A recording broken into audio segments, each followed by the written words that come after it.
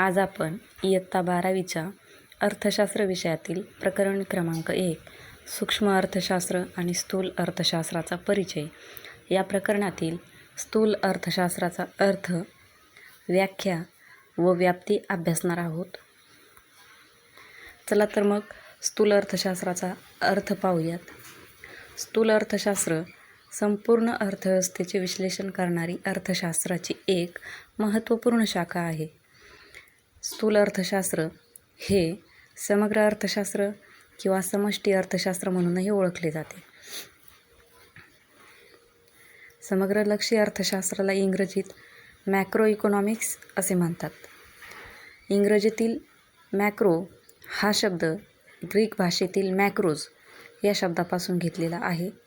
त्याचा मराठी अर्थ होतो मोठा किंवा समग्र. यावरून स्थूल अर्थशास्त्रात संपूर्ण अर्थव्यवस्थेच्या पातळीवरील समग्र आर्थिक घटकांचा अभ्यास केला जातो असं आपल्या लक्षात येतं. उदाहरणार्थ, एकूण रोजगार, राष्ट्रीय उत्पन्न, राष्ट्रीय उत्पादन, एकूण गुंतवणूक, एकूण बचत, एकूण उपभोग, व्याजदर पातळी, सर्वसाधारण किंमत पातळी, व्यापार चक्रातील चढउतार इत्यादी. म्हणजेच स्थूल अर्थशास्त्र समग्र घटकांचा अभ्यास करते. त्यानंतर पाहणार आहोत आपण स्थूल अर्थशास्त्राच्या व्याख्या. पहिली सांगितली प्राध्यापक J.L. हॅन्सेन. स्थूल अर्थशास्त्र ही अर्थशास्त्राची अशी शाखा आहे की ज्यात एकूण रोजगार, एकूण बचत, एकूण गुंतवणूक, राष्ट्रीय उत्पन्न यासारख्या मोठ्या समुच्चयांचा व त्यांच्यातील परस्पर संबंधाचा विचार करण्यात येतो. त्याचबरोबर प्राध्यापक कार्ल शापिरो यांनीसुद्धा आपली व्याख्या मांडली. त्यांच्या मते स्थूल अर्थशास्त्र अर्थव्यवस्थेच्या संपूर्ण कार्यपद्धतीशी संबंधित आहे. वरील व्याख्यावरून स्थूल अर्थशास्त्राचा संबंध हा अर्थव्यवस्थेतील एकूणाशी येतो असं आपल्या लक्षात येतं. ही अर्थशास्त्राची अशी शाखा आहे की अर्थव्यवस्थेतील एकूण उत्पादन, एकूण रोजगार, राष्ट्रीय उत्पन्न यासारख्या मोठ्या समुच्चयांचा अभ्यास या शाखेमध्ये केला जातो. विशिष्ट बाबींऐवजी सरासरीचा अथवा मोठ्या समुच्चयांचा विचार ही शाखा करते. संपूर्ण अर्थव्यवस्थेतील आर्थिक व्यवहारांचा अभ्यास समग्रलक्षी अर्थशास्त्र करते.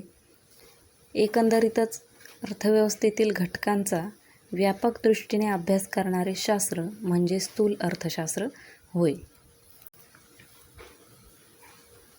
त्यानंतर आपण पाहणार आहोत स्थूल अर्थशास्त्राची व्याप्ती. स्थूल अर्थशास्त्रात संपूर्ण अर्थव्यवस्थेच्या पातळीवर राष्ट्रीय उत्पन्न, एकूण रोजगार, सर्वसाधारण किंमत पातळी, आर्थिक वृद्धीचा दर, एकूण गुंतवणूक इत्यादी मोठ्या घटकांचा अभ्यास केला जातो. राष्ट्राचे उत्पादन व उत्पन्न, रोजगार पातळी, सर्वसाधारण किंमत पातळी इत्यादी समग्र घटकांचे निर्धारण, त्यांचा परस्पर संबंध व या घटकांमधील बदलाची किंवा चढउताराची कारणे यांचा अभ्यास या शाखेमध्ये केला जातो. चला तर आपण पाहूया स्थूल अर्थशास्त्राचे व्याप्ती व अभ्यास विषय. पहिला आकडा सांगितला आहे उत्पन्न व रोजगार सिद्धांत.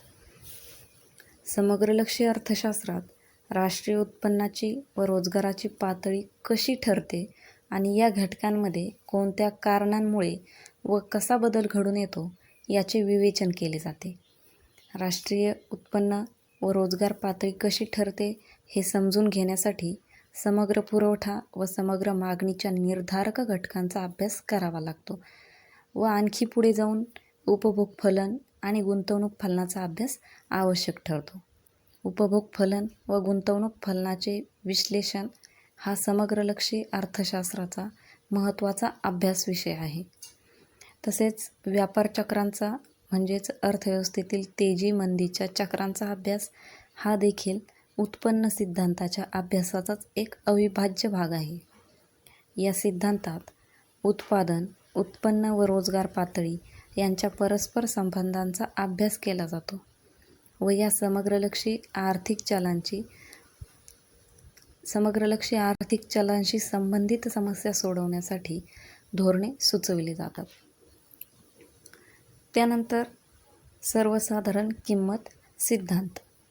सर्वसाधारण किंमत पातळी कशी ठरते व त्यामध्ये कोणत्या कारणांनी चढउतार होतात याचे विवेचन समग्रलक्षी किंवा स्थूल अर्थशास्त्रामध्ये केले जाते. भाववाढ व आर्थिक मंदी यामुळे निर्माण होणाऱ्या समस्यांमुळे सर्वसाधारण किंमत पातळीचा अभ्यास महत्त्वपूर्ण ठरतो. आज जगातील बहुतांश देश भाववाढ किंवा आर्थिक मंदीच्या गंभीर समस्येला सामोरे जात आहेत. समग्रलक्षी अर्थशास्त्रात भाववाढ व आर्थिक मंदीची कारणे, परिणाम यांचे विश्लेषण करून त्यावर मात करण्यासाठी योग्य आर्थिक धोरणांची चर्चा केली जाते. त्यानंतर सांगितले आर्थिक वृद्धी व आर्थिक विकासाचे सिद्धांत. आर्थिक वृद्धी व विकासाचे सिद्धांत हा समग्रलक्षी अर्थशास्त्राचा आणखी एक महत्त्वाचा अभ्यास विषय आहे. अविकसित देशाच्या संदर्भात तेथील दारिद्र्य व मागासलेपणा यांच्या कारणांचा अभ्यास करून या देशांमध्ये राष्ट्रीय उत्पादनात वाढ कशी घडवून आणता येईल याचे स्पष्टीकरण करणारी प्रारूपे आणि सिद्धांत या शाखेमध्ये विकसित करण्यात आलेले आहेत. त्याचप्रमाणे विकसित देशांमध्ये वाढती उत्पादन क्षमता व तिची पूर्ण व कार्यक्षम वापर या प्रश्नांचा अभ्यासही या शाखेमध्ये केला जातो. स्थैर्यासह आर्थिक वृद्धीचा वाढता दर हे उद्दिष्ट विकसित देशांमध्ये कसे गाठता येईल याचेही अभ्यास या शाखेमध्ये होतो.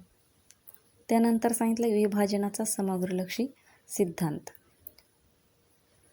या शाखेचा म्हणजेच स्थूल अर्थशास्त्राचा आणखी एक महत्त्वाचा अभ्यास विषय म्हणजे एकूण राष्ट्रीय उत्पन्नात समाजातील विविध गटांचा, विशेषतः भांडवलदार व कामगार यांचा सापेक्ष वाटा कसा ठरतो याचे स्पष्टीकरण होय.